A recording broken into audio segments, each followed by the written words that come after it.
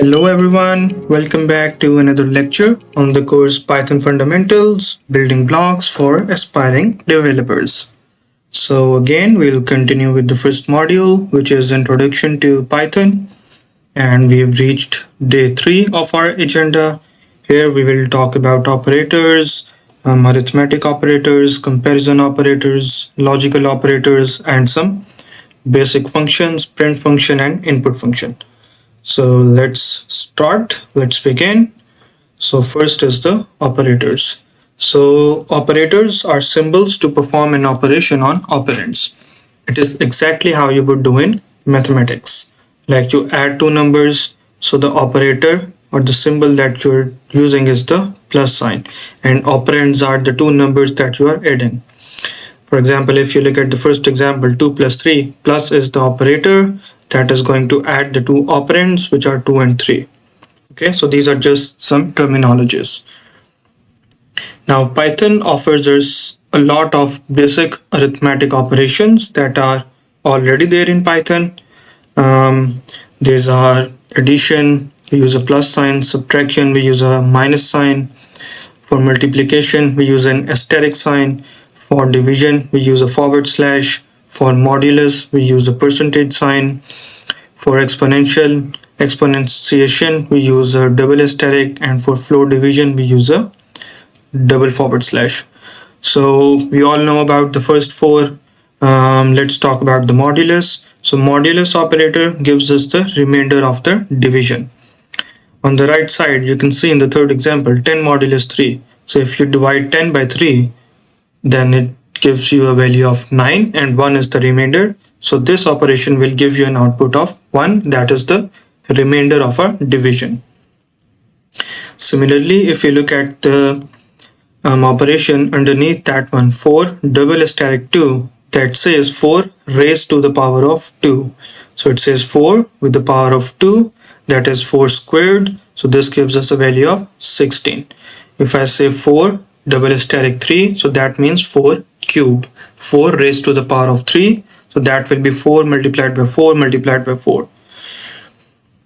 Then we have the floor division. So the last two examples are for the floor division. So the floor division, how it works is that it gives us, like, it divides, and if the answer is in points, in decimals, for example, if you divide 5 divided by 2, the answer should be 2.5.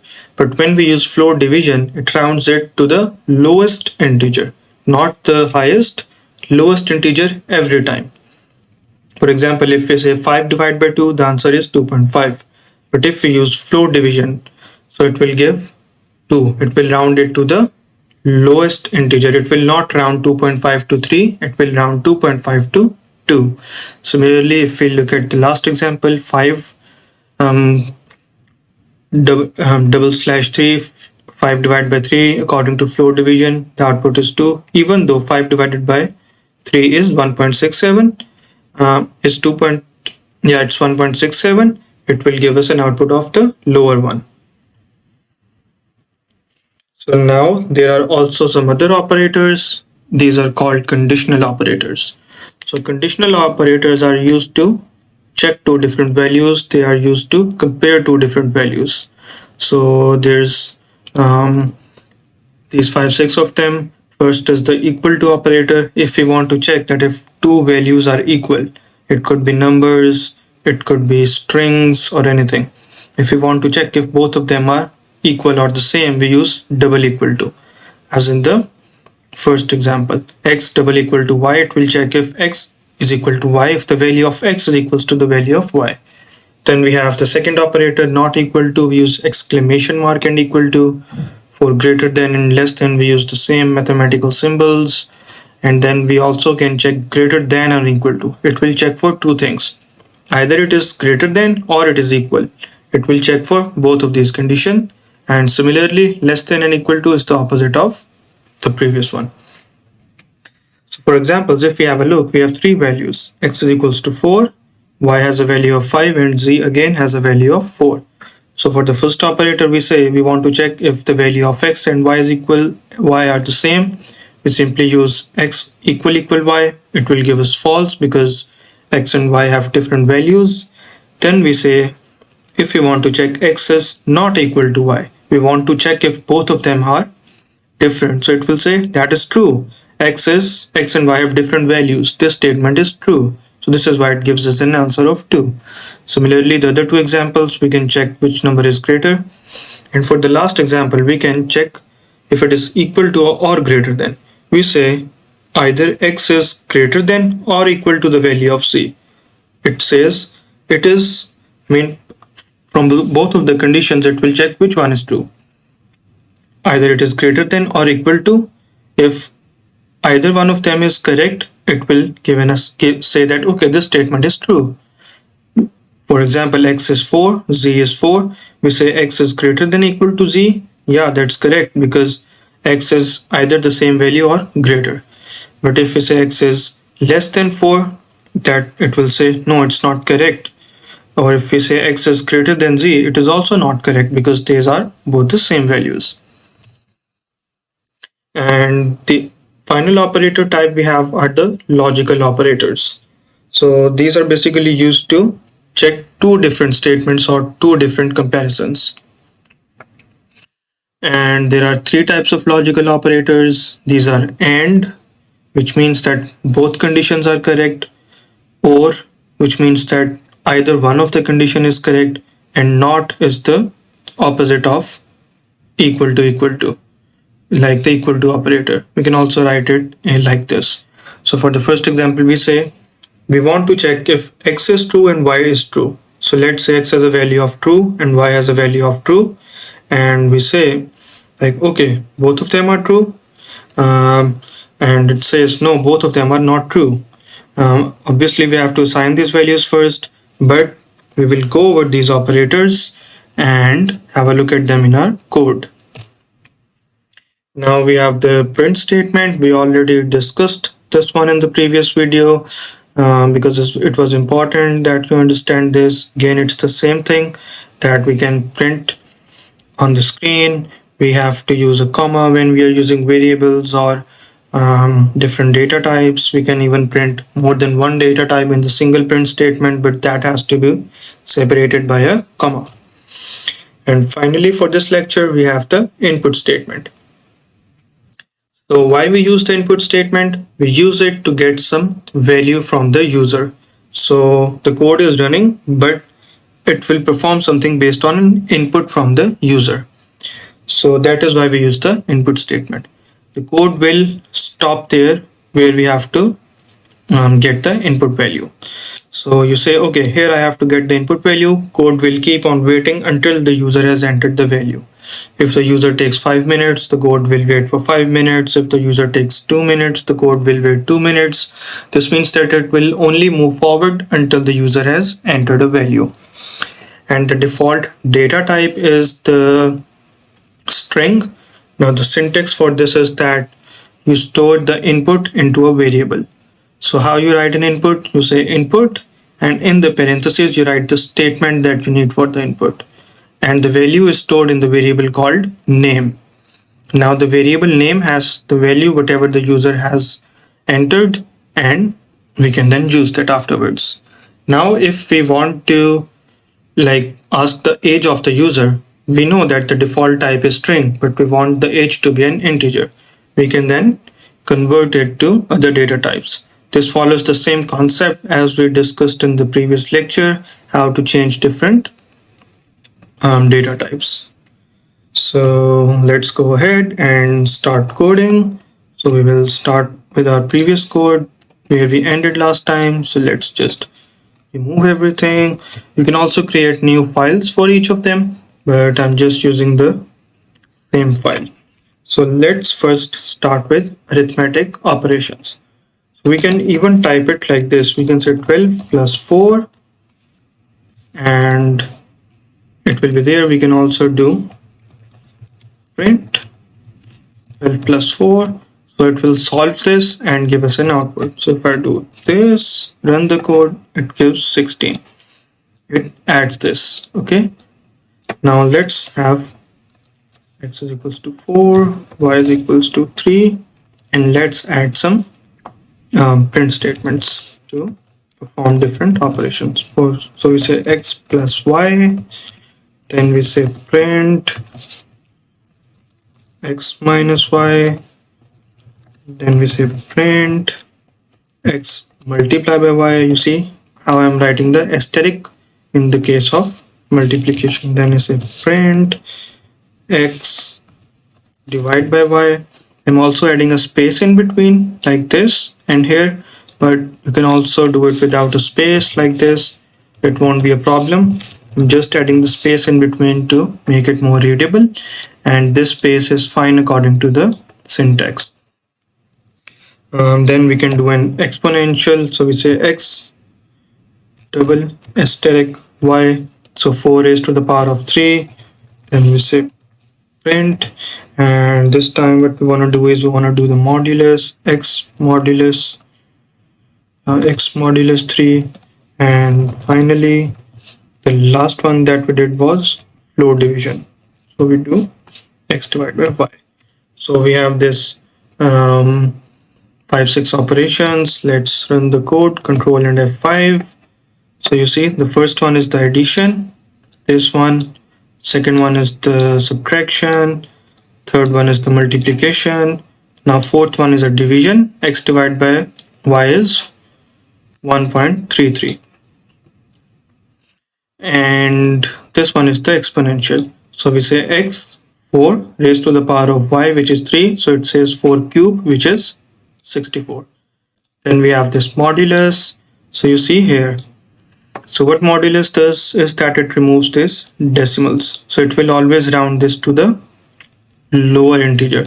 So it rounds 1.333 to 1.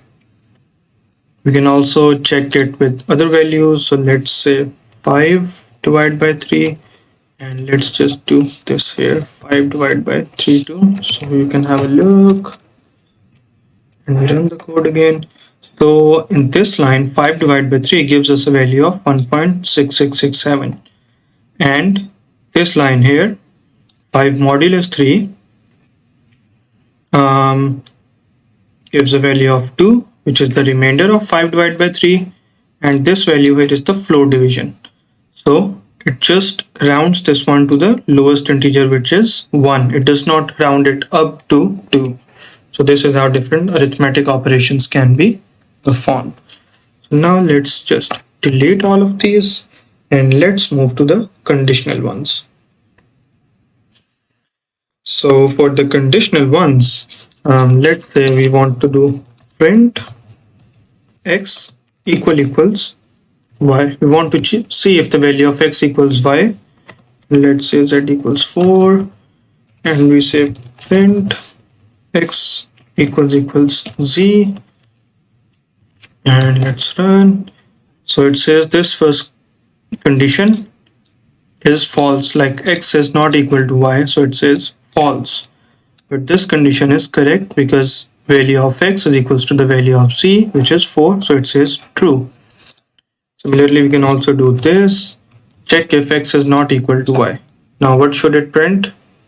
It should print true. We say x is not equal to y. Is this statement correct? It says yes, it is correct. X is not equal to y. So this is why it says true. Okay. You can also do other ones. We say x is greater than y. So let's say this, and it says true. Yes, value of x is greater than the value of y. That is true.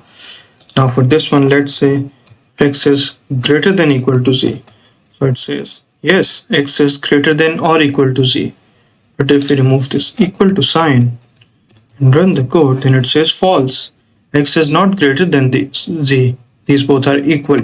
So we have to put this sign if we are to compare them for greater than or equal to. So this is how you can make use of these when comparing different variables. And the final one that we have are the logical operators. So these are these three. So I will just write them here as comment. One is the AND, the other one is OR, and the other one is NOT. So let's say print, and in this one I will say x equals z, and x equals y. So you see I am doing two comparisons. So let me make it to here and here. Okay, so it should first check this statement and check this statement and see if both of them are correct or not. So if I run it, it says false. No, both of them are not correct. Both of them has to be correct when we are using AND. This statement is not correct because x is not equal to y. But if we say x is greater than equal to y, then let's see what it says. It says true because this is also true, this is also true. So the complete expressions gives us true. But if I were to change this AND to an OR, let's see. So now it will print true if any one of these is correct. Now both of them are correct. These both are correct, the expressions that we've written. But now let's do this. X is equal to y. No, that is not correct. But this one here is correct. So what should it print? It should print true because one of these conditions is correct. So this is why we use OR keyword. But if neither of them are correct, let's say x is greater than 4 or x is greater than z. So both of these are not correct. It says false. This complete expression is false because either this condition nor this condition is correct. And then we can also do the third one, not. So using not is slightly different. We say x is not 3. Okay, so we're saying x is not 3, value of x is not 3. Check this statement and it says yes, you are correct. X is not 3. Now it is also giving us a warning, but we can ignore this for now because you see it is saying that not equal to is kind of the same thing. But for understanding we can do it like this. We say x is not 4. We want to check this statement. It says false. No, x is 4. This statement that you have written is not correct. Hence it says false. So this is how we can use this operators in our code. So now let's delete this and let's look at the input. So let's say I want to say print and let's say greetings, just starting, and I want to have an input. So let's say name is equals to input and we say enter your name please. And like this, you don't have to add this colon. I've just added it so it looks good. And let's go ahead and print two things. Print the type of the variable and print the variable itself. Okay, so let's run the code. Control F5. So it says greetings and it is stopped here. It is asking me to enter the answer to this question. So you see whatever we wrote here appears here. So let's say I want to say my name is John. I write John and hit enter. And then it says okay, the value entered is of type string and the value that is entered is John. Now we can also change it. Let's say enter your age please. Now let's run the code. And it says again greetings. It says enter your age as we have changed it. Now I can also enter John. It won't give me an error because the default input type is string and I've entered a string here. Now if I run it again and it says okay, enter your age. Let's say 21 and I hit enter. Again this variable is of type string. And this value is not an integer, it is a string value. I cannot add it to another number. It will simply show an error because you cannot add a string to an integer. So if I say name plus 21, so I want to add 21 years to an age. So I do this and I say my age is 21 and it says okay, I cannot do this plus operation on a string and an integer. Now what I want to do is I want to convert the input age into an integer. So what I do is that I say int this and this. So it says, okay, this is the input, but I want the input as an integer. Now it is also wise to change our variable name here. Why? Because variable name should be descriptive of what you are storing in it. So we are storing age, so you want to keep it age. Now let's run the code again. So it says greetings, enter your age. Now first what I will do is try to not enter an age and enter a text. So I say John and I hit enter. It throws an error. Okay, for invalid literal for integer. It says, okay, John is not an integer. I cannot accept it. So it just stops the code. If I run it again, it says enter your age. Let's enter 21 and I hit enter. So now it has converted it into a string, and I when print the type of the variable age, it says now it is an integer. And now since it is an integer, I can add it to another integer too. So I say 21 plus 21, it says 42. Yeah, that's fine. So this is how you can take inputs from the user, and how we can use print statements, and how we can use type statements to check our variables. So that's all for this lecture, and hopefully it was an enjoyable lecture for you. Again, I would suggest that you go out there, start writing your code, try out different things and see how they work out. This will make you much more proficient in coding. And yeah, that's all for this lecture, and we'll see you in the next one. Up till then, goodbye.